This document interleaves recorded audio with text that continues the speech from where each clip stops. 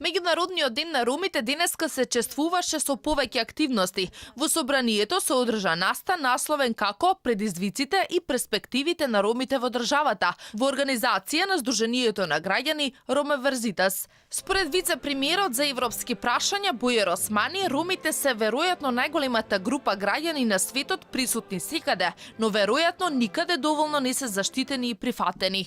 Повеќе од 1000 години ромите и нивното културно наследство се составен дел на европската култура и со тоа денес со право представуваат конститутивен дел на Европската Унија, каде рамноправноста и заштитата на ромите имаат посебен третман.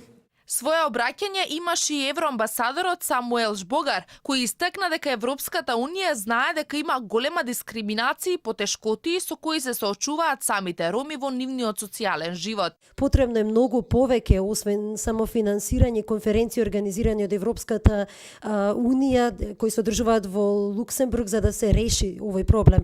Потребно е делување од сите држави, како што кажа и заменик премиерот. Значи, ова е потребно како од земјите членки, така и од кандидатките. Силхан Сеитов од Сдруженијето на граѓани Ромеверзитас рече дека годинава промовираат едно општество за сите, но со еднаква вклученост и на ромската заедница, вклученост во креирањето и спроведувањето на политиките подеднакво за сите, состојбите во ромскиот јазик, политиките за вработување на ромите во јавниот сектор и институциите.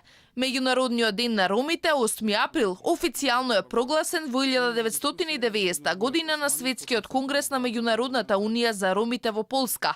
На конгресот представници на роми од 14 држави донесуа одлуки за знаме, химна за прогласување на ромскиот јазик и за воведување на терминот ром.